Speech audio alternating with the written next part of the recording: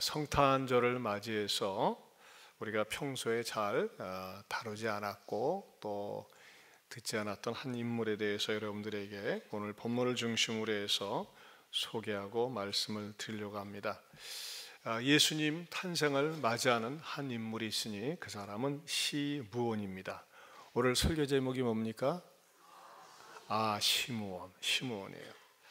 시므온이 구체적으로 어떻게 활동을 했는지에 대한 기록이나 기사는 없습니다. 하지만 시므온에 대한 아주 짤막한 기사는 우리가 어떻게 아름답게 살 수 있는지에 대한 그 액기스를 보여주고 있습니다. 사실 우리가 고령화 사회에 진입하면서 이 시므온의 노년이 우리에게 귀감이 되고 있다고 하는 것입니다. 시므온은 나이가 꽤 든 그 노인이었습니다. 무엇을 보면 아느냐? 그것을 암시해 주는 구절이 26절입니다. 그가 주의 그리스도를 보기 전에는 죽지 아니하리라 하는 성령의 지시를 받았더니 죽음을 앞두고 있는 노인이었다고 하는 것입니다. 성경에서 어떤 인물을 묘사할 때 죽기 전의 상태의 어떤 사람에 대해서는 대부분이 수가 다했다 또는 나이가 들었다고 하는 것을 은연중에 암시하고 있다고 하는 것입니다. 이 나이든 시므온의 노년의 삶은 저는 이제 성경을 연구하면서 묵상하면서 나도 좀 이렇게 늙고 싶고 이렇게 노년을 갖다가 보내고 싶다라고 하는 갈망이 생겼어요. 여러분, 사람이 나이를 먹는다고 하는 것은 결코 추한 것이 아닙니다. 나쁜 것이 아닙니다. 그리고 어차피 나이는 먹어가게 되어 있습니다. 하지만 여러분들이 그것을 꿈꿔본 적이 있어요? 나는 내 인생의 노년을 아름답게 늙고 싶다, 멋지게 늙고 싶다, 그러면 꿈을 가져본 적이 있어요. 우리는 대부분 젊은 시절에 예쁘고 매력적이고 좋게만 생각을 하지 나의 노년, 나이 한참 먹어서도 사람들이 바라볼 때 멋있는 노년이야, 매력적인 노년이야, 나도 저렇게 늙고 싶어, 그것을 꿈꾸고 생각하고 기도해 본 적이 있으신가요? 여러분, 사람은요 꿈꾸는 대로 생각하는 대로 말하는 대로 되어 있어요. 저는 오늘 성경 말씀을 여러분들에게 전하면서 이 시므온은 노인이었어요. 그러나 정말 매력을 가져다 주는 멋진 노인이었다라고 하는 것을 우리들에게 보여주고 있습니다. 그러면 이 시므온에게 있어서 우리가 따라가고 싶은 멋진 매력의 포인트가 무엇이었을까요? 첫째, 시므온은 의로운 사람이었다고 하는 것입니다. 의로운 사람. 어디에서 가르쳐주고 있습니까? 25절을 보겠습니다. 25절을 같이 봅니다. 예루살렘에 시므온이라 하는 사람이 있으니 이 사람은 뭐다? 의롭다 그랬어요. 이 의롭다라고 하는 말은 이 본문 속에서 수평적인 대인 관계를 보여주고 있다고 하는 것입니다. 여러분, 우리가 신앙생활을 하면서 하나님과 수직적으로만 올바른 관계를 맺어야 되는 것이 아니라 수평적으로 대인관계에 있어서 참 좋은 노인이다, 좋은 사람이다, 그런 평가를 받는다고 하는 것은 자신과 다른 사람을 행복하게 만듭니다. 여러분, 노년에 대한 준비를 어느 정도 하고 있습니까? 오늘은 이 성경에 등장하는 인물 시므온이 노년에 속한, 노인에 속한 인물이기 때문에 제가 이 메시지를 준비했습니다. 의외로 말이죠, 우리는 열심히 젊은 시절에 공부를 해야 된다, 젊은 시절에 성공해야 된다, 그런 것은 많이 이야기하지만 노년에 대한 성공, 노후에 대한 나의 삶에 대해서는 잘 별로 얘기하지 않고 최근에 관심들이 많이 있는 것 같아요. 그래서 저는 이 시므온에 대해서 말씀을 준비하면서 이 성경에 그런 구체적인 기록은 없지만 어떤 분이 노인 십계명이라고 하는 글을 만들어놨어요. 노인 십계명. 제가 쭉 읽어보면서 나름대로 감동이 되더라고요. 그래서 여러분들에게 소개하고자 합니다. 노인 십계명.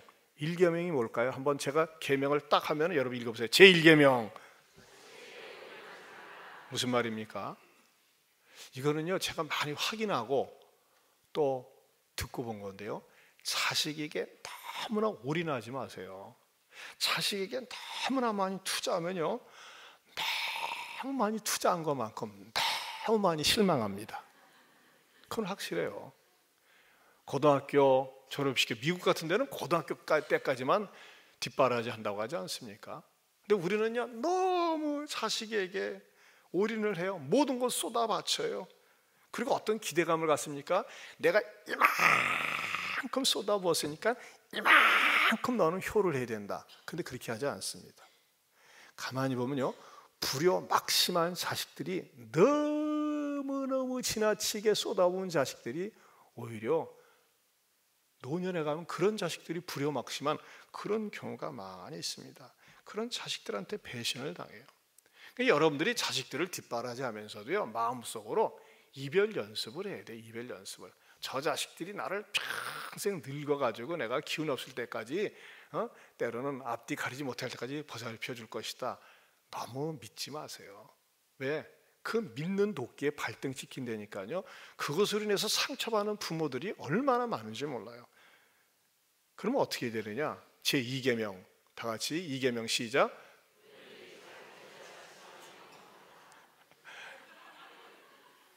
역발상이죠. 시어머니를 잘 모셔야 되는 게 아니라 며느리 잘 모셔야 된답니다. 며느리한테 잘해야 돼요. 며느리를 칭찬하고 격려하고 아끼면요, 반찬이 좋아집니다. 그리고 여러분, 며느리를 통한 외교를 잘해야 돼요. 사실 아들들은요, 일반적으로 무뚝뚝해서 부모님에게 늘 자상하게 전화하고 문안 인사하고 찾아뵐 시간이 없어요. 그리고 이 남자들의 특성은요, 참 죄송한 얘기지만 저도 전화를 하면 길게 자세하게 이렇게 얘기가 안 되지더라고요. 용무에 가는 것만 얘기하고 간단하게. 근데 여자들은 전화를 하면요, 한 2시간 있다 전화하고 나서도 뭐라고 합니까? 이따 만나서 다시 얘기해, 그래요. 이게 여자들인 것 같아요. 그래서 여성들을 통해서 부모님에게 선물도 갖다 주게 하고 용돈도 드리게 하고, 이렇게 아내들을 통해서 며느리들을 통해서 하는 것이 좋다. 제가 볼 때 그런 것 같아요. 세 번째는요, 제3계명은 돈은 무덤까지 가지고 가야 된다. 여러분, 자녀들이 사업한다고 할 때 몽창 밀어주지 마세요. 아유, 어머님 아버님 그 집 좀 팔아가지고, 아이고 통장에 얼마 있는 거 아는데 제가 사업하는데 투자 좀 해주세요. 여러분, 부모 세대가 그걸 모으기까지는 얼마나 고생을 많이 하셨어요. 어떤 분들은 연금을 갖다 해약해가지고서 그것을 투자해달라고 하는데 아니에요. 여러분, 이거 하셔야 돼요. 자녀들은 사업하다가 망할 수 있어요. 실패할 수 있어요. 하지만 다시 일어날 수 있는 기회가 있어요. 젊죠, 에너지가 있죠, 지혜가 있어요. 그러나 부모 세대들은요, 나 60, 70대 가지고서 다 쏟아부으세요. 아무것도 없어요. 알거지 되는 거예요. 그러면서 여러분, 자녀들에게 너무 물질적으로 다 투자하지 마세요. 남겨놓으세요. 그리고 선언을 하세요. 난 너한테 더 이상 못 도와준다. 스스로 독립해라. 이거 정말 좋은 가치관입니다. 근데 이건 참 좋더라고요. 부모가 좀 여유가 있어가지고, 우리 게 어느 집사님이 그러신다고 그러더라고. 자녀들이 다 이렇게 결혼을 했는데 자녀들 집에 갈 때마다 꼭 나올 때는 봉투에다가 얼마를 딱 넣어가지고 사랑한다, 잘 써라면서 책상에다 그 봉투를 딱 놓고 나온대요. 그런데 다음에 부모가 간다고 할 적에는 항상 기다리고 있대. 항상 기다리고 있대. 역시 머니의 위력은 대단한 것 같아요. 그래서 부모가 말이죠, 줄 수 있는 여유가 있어야지. 부모가 우리 집에 오려고 맨날 뭘 내가 드려야 되고 받아가야 된다. 참 이 자녀들이 말이죠, 생각 밖으로 부담스러워요. 그러면서 자녀들한테 절대 다 주지 말고 무덤에 갈 때까지 일단은 잘 남겨놓으시기를 축원합니다. 아멘. 안 하시네. 할 수 없어요. 그러면 또 제4계명은 뭐래요? 여러분, 몸이 아프면 얼마나 고생합니까? 나이 드셔도 꾸준히 운동을 해야 됩니다. 여러분, 운동 가운데 가장 좋은 운동은 뭘까요? 걷는 거 이상 좋은 거 없는 것 같아요. 우리 어떤 할머니가요, 송악동에서 여기까지 새벽기도 하루에 한 번씩 걸어와요. 지금도 그러시나 모르겠어요. 할머니예요, 할머니. 때로는 올 때 걸어오시고 갈 때 차를 타고 가고, 때로는 올 때 차를 타고 오고 갈 때 걸어가시고 그런데요, 한 40분, 여기서 송악동까지 꽤가 됩니다. 근데 내 그 할머니를 관찰하니까 이제 애기 엄마 같아. 할머니가 아니야. 그럼 뭐예요? 늘 걸어 다녀야 돼요. 늘 걸어 다녀야 돼. 이 걷는 것처럼 좋은 운동이 없는 것 같아요. 그 다음에 5번째로는 다 같이 시작. 젊게 살려면 젊은이를 따라하라. 여러분, 여러분들이 나이 먹었다고 그래가지고서 말이죠, 나이 먹은 사람들끼리만 어울리려고 하지 말고 젊은이들 속에 들어가고 구역 속에 들어가고 공동체 속에 들어가고 봉사하고 그러세요. 저는요, 우리 어느 할머니예요. 할머니가 이렇게 할머니 집사님이 토요일 날마다 화장실 청소하고 또 이렇게 구석구석 청소하는 것을 볼 적에 얼마나 고맙고 감사한지 몰라요. 젊은이로 하여금 고마움을 느끼게 봉사를 하세요. 그리고요, 젊은이들은 어느 때 좋아합니까? 밥 잘 사줄 때 좋아합니다. 우리 같이 한번 밥 한번 먹읍시다. 밥 자꾸 사주고 말이죠, 격려할 때 같이 어울려주면서 어떻게 됩니까? 교감이 되는 거예요. 그리고 젊은이들한테 질문을 하고 젊은이들이 얘기를 하면 들어주고 할 때 어떻게 됩니까? 내가 생각과 의식이 젊어지는 겁니다. 6계명 굉장히 중요합니다. 제 6계명 시작. 미워도 내 사람이 제일입니다. 여러분, 미운 종 고운 종이라는 말이 있잖아요. 너무 아내한테 말 함부로 하지 말고 남편한테 함부로 하지 말고, 아내나 남편을 갖다 말이죠, 늙어가지고 쓸데없네 하고서 퇴물처럼 여기면요, 나중에는 디주짠지처럼 말이죠, 버림받습니다. 퇴물단지가 되는 거예요. 계속 보물처럼 귀하게 여겨야 돼요. 보물처럼 같이 오랫동안 살아온 내 남편, 내 아내를 귀중하게 여겨야 됩니다. 자, 그 다음에 제7계명 시작. 어떤 분들은 왕년 얘기 좋아해요. 왕년에 내가 잘 살았는데, 왕년에도 아무 소용없어요. 옛날 얘기해봤자. 옛날 얘기하면 자꾸 멀어져요. 어떻게 됩니까? 이제 얼마 남지 않은 날들을 즐겁게 보내려고 해야 됩니다. 남은 날들에 대해서 즐겁게 보내려고 하는 마음을 가지게 되면 너무 과거에 매이지 마세요. 어떤 분들은 만나면 옛날 죽은 영감 얘기를 다 그래요. 여러분, 너무 죽은 영감 얘기하지 마세요. 돌아오지도 않아요. 괴롭기만 한 거예요. 현재를 이야기하고 앞으로를 얘기하세요. 그 다음에 제8계명은 시작. 여러분, 작은 것을 크게 기뻐하세요. 우리 10대 처녀 아이들, 어린아이들, 처녀들 특징은 뭡니까? 조그만 것에 감격하고 놀래고 막 잘 웃잖아요. 근데 나이 먹으면요, 가만히 보면 웃음이 사라져. 여러분, 자꾸 웃으세요. 조그만 것도 기뻐하고 즐거워하면요, 어떻게 합니까? 그 기뻐하는 그 속에서 기가 뿜어져 나옵니다. 기쁨이라는 말을 그렇게 누가 해석하려니까 기가 뿜어져 나오는 게 기쁨이다. 기뻐하세요. 자꾸 조그만 것도 기뻐하고. 그 다음에 제9계명 시작. 오늘 하루가 감사하면 일생이 감사하다. 여러분, 노인들 가운데서도요, 나이 드신 분들 가운데서도 원망하고 짜증내는 얘기보다는 늘 감사한 이야기를 하는 분들 보면요, 정말 그 얼굴에 감사함이 넘쳐요. 여러분, 눈을 떴을 때 감사로 하루를 시작하고 감사로 하루를 보내고 감사로 마무리하세요. 그럴 때 하나님이 감싸 주시리라 믿습니다. 한번 따라서 해볼까요? 감사로 문을 열고 감사로 하루를 지내고 감사로 마무리하겠습니다. 그럼 어떤 일이 일어난다? 하나님이 감싸 주세요. 하나님이 여러분을 감싸 주시기를 축원합니다. 제10계명 다 같이 시작. 자기가 믿는 하나님과 잘 교제해라 영원히 산다. 여러분, 그리스도인들에게 소망은 뭡니까? 이 땅의 삶이 다가 아니잖아요. 우리가 하나님과 잘 교제해야 돼요. 하나님과 잘 교제하고 가까워지기 위해서는 어떻게 될까요? 예배 생활에 성공해야 돼요. 예배를 사모하고 예배 드릴 때마다 말씀을 통해서 은혜를 받으면 어떻게 됩니까? 하나님과 가까워지는 거예요. 그리고 천국의 임재를 맛보고, 그리고 언젠가는 내가 들어갈 그 천국에 들어갈 수 있는 것입니다. 사랑하는 성도 여러분, 저는요, 저나 여러분이나 우리 인간관계에서 참 저 사람은 의로운 사람이야, 좋은 사람이야 평가받을 수 있기를 축원합니다. 좀 가지고 있다고 상대방에게 뻐기거나 재거나 말이죠, 그냥 어떤 위압적인 태도를 갖지 마세요. 보면요, 좀 재산이 좀 있거나 좀 많이 배웠거나 똑똑하고 그러면요, 좀 못난 사람, 부족한 사람에 대해서 깔보고 무시하는 사람이 있어요. 그건 절대 존경 못 받습니다. 우리 신학대학원 동기 가운데 김남준 목사님이라고 계세요. 이 목사님은요, 신학 저랑 이제 안지 30년이 되는데 제가 85년도에 신대원을 들어갔으니까 이분은 우리 신대원 다닐 때부터 군계 일학처럼 탁월한 분이었어요. 신대원 1학년 때 우리는 히브리어를 배우려고 그때부터 알파벳 순서대로 가나다라는데 이분은 히브리어 성경을 줄줄줄줄 읽었어요. 한 5개국어에 능통하고 우리나라에서 한 가장 많은 책을 저술하고 또 그 다음에 전 세계적으로 알려진 그런 신학자예요. 전 세계에서 개인이 소장하고 있는 도서관 가운데 그렇게 탁월한 도서관을 갖춘 분이 드물어요. 책을 소개하는데 목사님 이건 내가 네덜란드에 가서 구입한 책인데 이 한 권에 1,800만 원이 그래요. 한 권에 뭐 책 값어치만 해도 어마어마해요.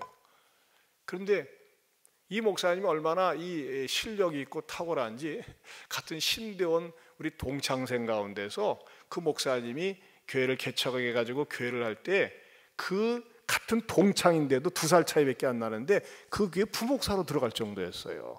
그만큼 탁월해요. 가보니까요 학자이면서도 뭐 우리 교회도 왔다 가지 않았습니까? 지금 출석이 한 작년에 3,500명, 주일학교가 1,500명 해가지고 굉장히 교회를 크게 하고 있어요. 근데 저를 이제 초청을 했어요. 목요일날 초청을 해서 교직원 예배를 인도해달라고 하는데 제가 정말 감동을 받았어요. 전혀 내세우지 않고 건방지지 않고 정말 인격적으로 서로 얘기를 나누면서 주고받으면서 형제지간처럼 그렇게 대화를 나누면서 극진한 환대를 받으면서 정말 따스한 정감을 느꼈어요. 아, 시골에서 목회하느라고 얼마나 고생이 많어 하면서 말이죠. 뭐 이렇게 고생이 많은 것도 아닌데 그렇게 위로해 줄 때 말이죠. 야, 정말 이 인간 관계가 나이 먹을수록 귀한 거고 저하고 벌써 이제 30년이 됐죠. 저도 문자를 주고받으면서 교제를 나누는데 정말 흐뭇함을 경험했어요. 여러분, 옛 친구가 귀해요. 특별히 믿음의 친구가 귀해요. 무엇보다도 현재 만나고 있는 사람들이 귀합니다.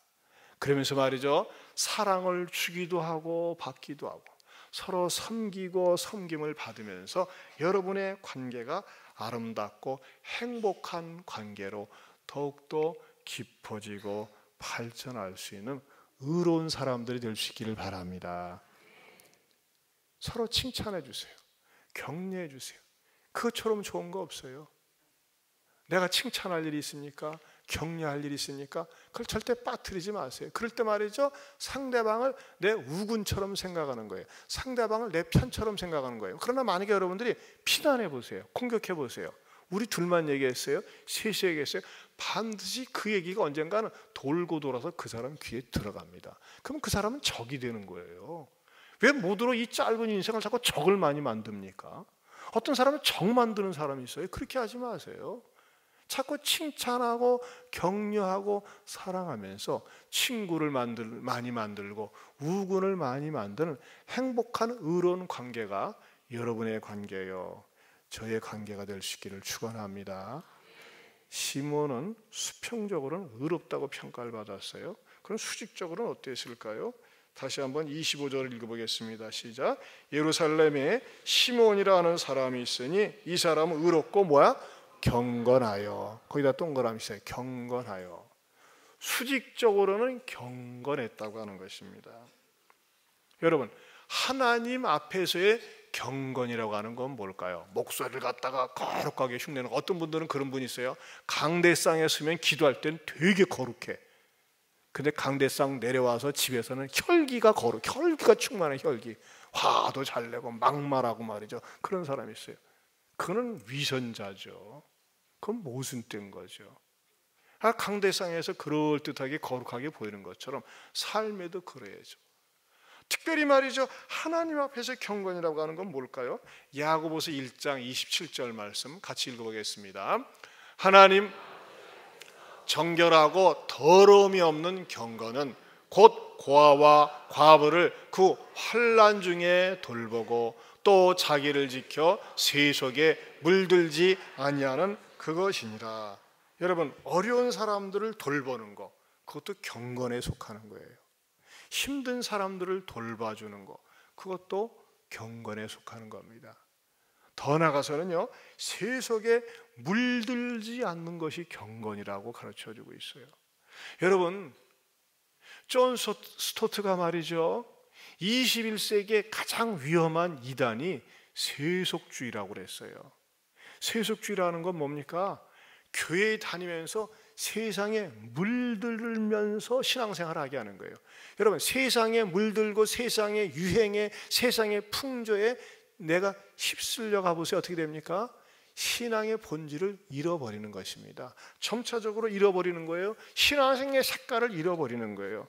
여러분, 우리가 이 세상 나가면요, 굉장히 불경건하고 유혹이 많은 그런 세상에 살고 있어요.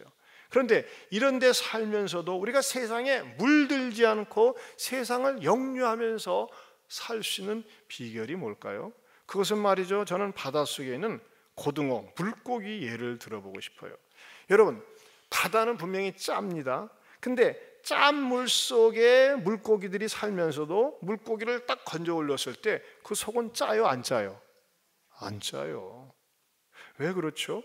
어느 때 짭니까? 물고기를 건져 올려 가지고 쫙 쪼개고 소금에 절이고 장을 찍어 먹을 때나 짜지, 생선 그 자체는 짜지 않습니다. 여러분, 왜 바다라고 하는 환경은 짠 물속인데, 소금 물속인데 왜 생선은 말이죠, 물고기는 짜지 않은 것일까요? 그것은요, 하나님께서 구조적으로 그렇게 만들기도 하셨지만 생선을 가만히 살펴보면 비늘과 그의 껍질로 생선을 둘러싸고 있으면서 바다의 짠물이 그 생선 속으로 들어오지 않도록 방어막 역할을 합니다.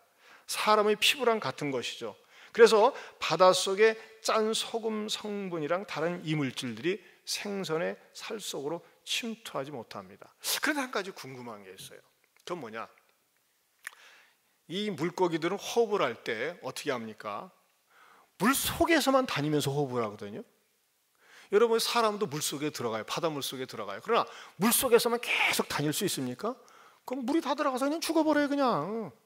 그렇잖아요? 그래서 수영을 하다가 물속에 들어갔다가 호흡을 해야 되니까 어떻게 합니까? 나왔다가 하다 하고서 이렇게 호흡을 하고 이렇게 수영을 하는 거 아닙니까?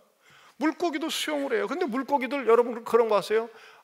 이제 고등어 떼들이, 명태 떼들이 저기 물속에 다니다가 숨 쉬려고 나왔다가 들어갔다가 나왔다가 들어갔다, 그런 거 본 적 있어요? 그거 보면 물고기 잡기 얼마나 쉽겠어요. 그러나 한 번씩 고래 같은 경우 튀어났다 들어갔다 튀어났다 갔다 그래. 그거 왜 그러냐? 날 좀 보라 이거예요, 그거는. 예? 그러나 일반적으로 모든 물고기들은 물속에서 그냥 하염없이 많은 시간을 다니는데도 불구하고 질식해서 죽지 않습니다. 왜 그럴까요? 이 물고기들은요, 호흡을 할 때 물 자체의 짠물을 들이마십니다. 그런데 아가미를 통해서 산소는 걸러내고 짠물을 내뱉습니다. 이게 창조주 하나님의 오묘한 작품이죠. 에? 물속에서 짠물을 들이마셔요. 근데 아가미를 통해서 바깥으로 나가는 것이 아니라 산소만 싹 걸러내고 짠물은 다시 내보낸다고 하는 것입니다. 그래서 물고기가 짠 바닷속에 살면서도 짠물이 몸에 배지 않는다는 것이죠. 그러다가 물고기가 죽으면 물고기의 비늘과 껍질의 역할이 상실되기 때문에 짠 성분의 물이 물고기 속으로 침투하면서 어떻게 됩니까? 그야말로 절여진 생선이 되는 겁니다. 왜 절여진 생선이 됩니까? 생명을 잃어버렸을 때, 죽었을 때는 그 물고기 속에 삼투압 현상으로 말미암아 소금이 그 몸에 배어지니까 소위 말하자면 짠 고등어가 되는 거 아니겠습니까? 저는 여기에 우리에게 주는 영적인 교훈이 있다고 봅니다. 여러분, 물고기가 살아있는 생선이 되는 데는 방어막을 하는 비늘과 다른 껍질이 있는 것처럼 우리가 이 세상에, 고해라고 하는 세상, 이 세상에 살면서 우리의 믿음을 보호하고 지키는데 가장 필요한 게 무엇일까요? 하나님의 말씀입니다. 하나님의 말씀을 우리가 가져야 합니다. 하나님의 말씀을 놓칠 때 말이죠, 세상 풍조에 쉽게 휩쓸려 가는 거예요. 그래서 에베소 6장 17절에 이렇게 말씀하고 있어요. 같이 한번 읽어볼까요? 구원의 투구와 성령의 곧 하나님의 말씀을 가지라. 따라서 합시다. 하나님의 말씀을 가지라. 하나님의 말씀을 갖는다는 말씀의 의미는 뭘까요? 하나님의 말씀을 가져야 돼. 하나님의 말씀을 갖기 위해서는요, 말씀의 오기가 있어야 돼. 말씀의 오기. 한번 따라서 해봅시다. 말씀의 오기. 말씀의 오기는 뭐냐? 말씀을 읽기. 말씀을 읽기, 듣기, 암송하기, 나누기, 전하기. 이게 말씀의 오기예요. 말씀을 뭐 한다고요? 읽기. 따라서 읽기, 듣기, 암송하기, 나누기, 전하기. 말씀의 오기가 있어야 돼요. 말씀을 부지런히 읽어야 돼요. 그런 말씀을 들어야 돼요. 그리고 하나씩 드리는 말씀을 가지고 암송을 하세요. 보세요. 그래요. 여러분 집에 갈 때 그냥 가시지 말고 오늘 말씀 들은 말씀이 어떤지 같이 나누고 서로 주고받을 때 어때요? 그 사람의 마음속에 풍성해지고, 경우에 따라서는 전할 때 어떻게 합니까? 말씀이 나를 지켜주는 겁니다. 더 나아가서는 말이죠, 물고기가 호흡을 할 때 짠물을 들이키고 아가미를 통해서 산소를 걸러내고 다시 짠물을 내보내는 것처럼, 이런 역할을 무엇이 하는 걸까요? 기도 생활입니다. 여러분 교회 오래 다녀도요, 봉사 많이 해도요, 기도 생활을 하지 않으면요 영적으로 죽어가게 되어 있습니다. 기도는 영혼의 호흡이에요. 기도를 할 때 어떻게 됩니까? 기도를 할 때 하나님께서 깨닫게 해주셔가지고 내 죄악은 하나님 앞에 털어내고 하나님의 새로운 은혜가 나한테 공급되기 때문입니다. 여러분, 그런 의미에서 새벽기도처럼 좋은 것은 없고 하루에 한 번씩 예배당에 들려서 기도하는 것처럼 좋은 게 없어요.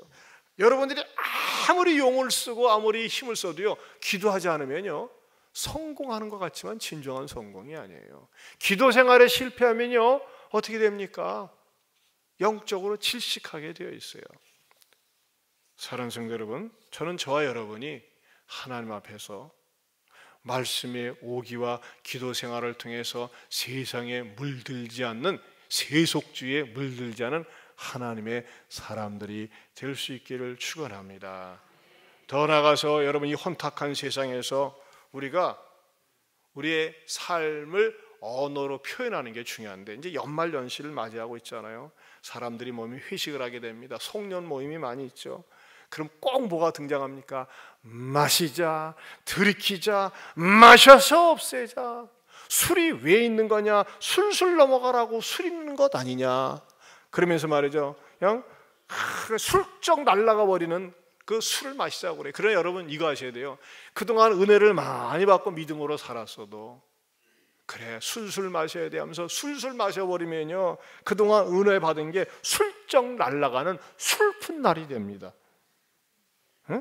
은혜 받은 게 술쩍 날아가 버려요. 저는요, 우리가 모이면 회식에 있을 때 가만히 있지 말고 사람들한테 얘기하세요. 나 술 먹으면 몸이 해로워. 나 빨리 죽는데, 이장 빨리 먹고 죽어야지. 야, 죽으면 책임질까 하면서 말이죠, 건강 얘기를 하고 피하세요. 그리고 사이다 달라고 그러고 물 한 잔 달라고 하면서 내가 말이 좋은 말이지, 행복한 구호 하나 가르쳐 줄게. 행복한 구호, 건배사 구호, 건배사 운동을 하세요. 따라서 합시다. 행복한 구호, 건배사 운동. 제가 몇 개 찾아봤어요. 알려드릴게요. 다들 1부 때도 너무 좋아하세요. 첫 번째가 뭐냐? 진달래예요. 진달래. 예? 진달래. 진하고 달콤한 내일을 위하여. 이게 진달래, 진달래. 그 다음에 나가자. 운을 한번 떼보세요. 나라를 위하여, 가정을 위하여, 자신을 위하여. 그 다음에 세 번째는 당나귀. 운을 떼보세요. 적지 마세요. 제가 이렇게 홈페이지에 올릴게요. 예? 적지 마세요. 나중에 알려드릴 테니까는. 지금 여기 집중하세요. 자, 운을 떼보세요. 당신과 나의 귀한 만남을 위하여. 당신과 나의 귀한 만남을 위하여. 근데 이 네 번째가 너무 좋아. 네 번째 뭐냐? 다시 다 같이 읽어봅니다. 시작. 당신 멋져. 자, 운 떼보세요. 당당하게 살자, 신나게 살자, 멋지게 살자, 져주며 살자. 기가 막히죠? 다시 한번 해봅시다. 시작. 당당하게 살자, 신나게 살자, 멋지게 살자, 져주며 살자. 근데 더 좋은 거 드릴게요. 뭡니까? 위하여. 자, 울을 때 보세요. 위대하신 하나님이 여기에 계시다. 술 먹는 자리에서 위대하신 하나님이 여기에 계시다 하는데 술맛 떨어지겠죠. 조심하겠죠. 근데 이 위하여가 너무나 좋아. 한번 위하여 실습 한번 해봅시다. 이게 이제 물컵이라고 생각을 하고, 자, 이게 한번 딱 들고 말이죠. 한번 실습. 아, 이건 좋아요. 아까 일부 예배 나가는데 어떤 권사님이 위하여 하더라고요. 얼마나 좋은지 모르겠어요. 자, 울을 떼보세요. 위대하신 하나님이 여기에 계십니다. 할렐루야. 에? 당신 멋져하고 위하여는 참 좋은 것 같아요. 그렇죠? 여러분, 이런 걸 갖다가 사람들한테 얘기하면 같이 웃으면서 어차피 내가 그리스도인임을 아니까는 소개하고 그러면 얼마나 그 회식 자리도 아름답고 멋지겠어요. 한번 실습 한번 하세요. 제가 우리 교회에 홈페이지에다 올려드릴 테니까 거기 가서 베끼시면 되겠습니다. 세 번째로는 이 시므온은 어떤 사람이었느냐? 위로를 기다리는 자였다는 것입니다. 가만히 성경을 묵상해 보니까요, 시므온은 인간적으로 위로를 기다릴 필요가 없는 사람. 위로는요, 뭔가 부족한 사람, 뭔가 마음이 상한 사람, 답답한 사람이 위로가 필요한 거 아니겠어요? 근데 시므온은요, 인간적으로는 아주 의롭고 또 하나님 편에서는 경건했거든요. 근데 어떤 위로를 기다렸습니까? 자, 25절을 보겠습니다. 다시 봅니다. 시작. 예루살렘에 시므온이라는 사람이 있으니 이 사람은 의롭고 경건하여 이스라엘의 위로를 기다리는 자라. 그래서 이스라엘의 위로를 기다리는 자라. 제가 이 말씀을 가지고 이제 내일 새벽하고 또 25일에도 이어서 말씀을 드리려고 지금 준비 중에 있습니다. 무슨 위로를 기다린다고요? 이스라엘의 위로. 왜 이스라엘의 위로일까요? 당시 이스라엘은요, 로마의 압제 아래 있었어요. 남의 나라의 식민지로 있었어요. 얼마나 속상하고 얼마나 분통이 터지겠어요. 로마를 군사적으로 이길 수가 없어요. 경제적으로 이길 수가 없어요. 인간적인 방법으로 이길 수가 없어요. 그래서 백성들의 마음이 우울하고 침울하고 살 맛을 잃어버린 거예요. 이럴 때 뭐예요? 이야, 뭔가 기가 막힌 지도자가 나타나서 우리를 위로해 줬으면 좋겠다라고 하는 갈망이 바로 시므온에게 있었다고 하는 것입니다. 근데 희한한 아이러니는요, 우리가 어떤 지도자를 갈망할 때 나보다는 훨씬 탁월하고 나보다는 똑똑하고 카리스마도 있고 리더십도 있고 뭔가 설득력과 호소력이 있는 그런 대통령 후보, 그런 리더를 대부분 원하게 되어 있습니다. 지금 우리 정치도 복잡하지 않습니까? 마음에 안 드니까 뭐 누가 탈당해가지고 새롭게 뭘 한다고 그러는 거 왜 그런 거예요? 그리고 또 거의 이합집산으로 몰려가고 뭐 모이고 그러지 않습니까? 사람들이 어떤 지도자에 대한 목마름이 있는 거예요. 위로받기를 원하는 거예요. 어떤 새로운 신선한 지도자가 나와가지고 백성들의 마음을 좀 시원하게 해주고 시원한 정치를 해주기 바라는 갈망이, 위로받기를 원하는 그 목마름이 있는 것입니다. 그리고 어느 정도 나이도 듬직하고 경륜도 있고 지혜도 있고 말도 좀 잘하고 또 모범적이고 모든 면에 있어서 좀 이렇게 손색이 없는 그런 지도자를 바라는 것이 대부분의 모든 사람들이 갈망하는 것입니다. 그런데 여러분, 이 세상에 어느 누구도 그런 지도자를 갈망하는데 애기를 놓고 위로를 받으려고 하는 사람은 없습니다. 희한한 아이러니입니다. 의롭고 경건한 시므온은 이스라엘의 위로자를 기다리는데 어떤 위로자였어요? 아기를 기다리고 있는 거예요. 아기. 어떻게 아기로 등장합니까? 예수가 탄생했는데 21절을 읽어보겠습니다. 2장 21절 시작. 할례 8일이 되매 그 이름을 예수라 하니 곧 잉태하기 전에 천사가 일컬음 바르라. 할례라는 건 뭡니까? 남자아이 태어나면 생식기를 갖다가 그 베는 것이 할례 의식입니다. 여러분 보세요. 상식으로. 그러면은 난 태어난 지 8일이 된 아이가 무엇을 할 수가 있겠습니까? 무엇을? 오히려 역으로 부모가 이 아이한테 위로자가 되어야 되는 거 아닙니까? 이 아이는 말이죠, 부모의 손을 떠나면 하루만 방치하면 죽습니다.